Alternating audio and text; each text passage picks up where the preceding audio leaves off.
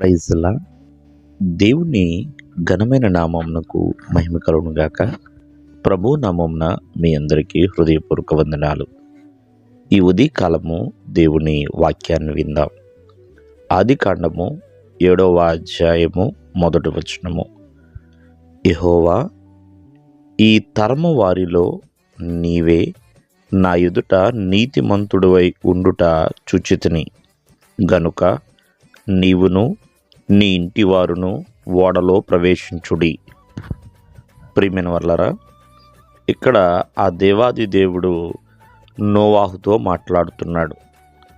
మరి నోవాహు కలిగిన తరములో మరి నోవాహు మాత్రమే నీతిమంతుడిగా, నిందారహితుడిగా, దేవునితో కూడా నడిచిన వాడిగా మనం చూస్తున్నామండి.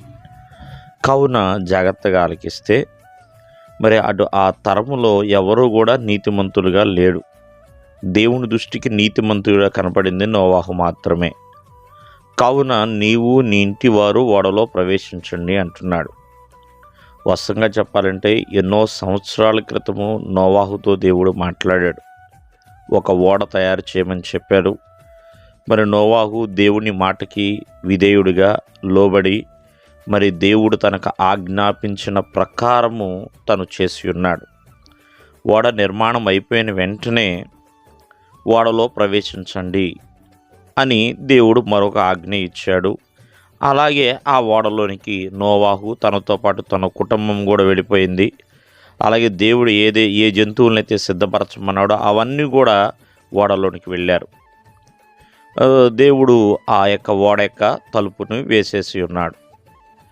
కావున ఒకసారి మనం ఆలోచన చేస్తే నోవాహు విధేయుడిగా ఉన్నాడు కాబట్టే దేవుడు చెప్పిన మాట వినగలిగాడు.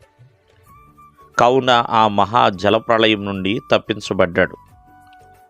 ఎప్పుడు కూడా విధేయత ద్వారా విజయము లభిస్తుందండి, విముక్తి అనేది కూడా లభిస్తుంది.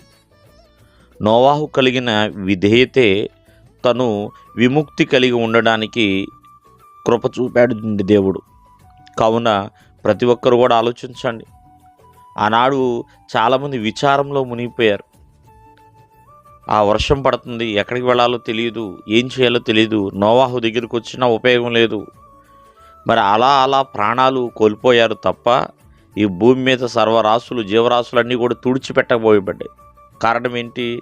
దేవుని మాట వినక, దేవుడు చెప్పిన ప్రకారం నడుచుకోక, ఎవరు కూడా ఆ ఓడలోనికి రావడానికి ఇష్టపడక, నోవాహు ఎంత చెప్పినా వినని స్థితేనండి.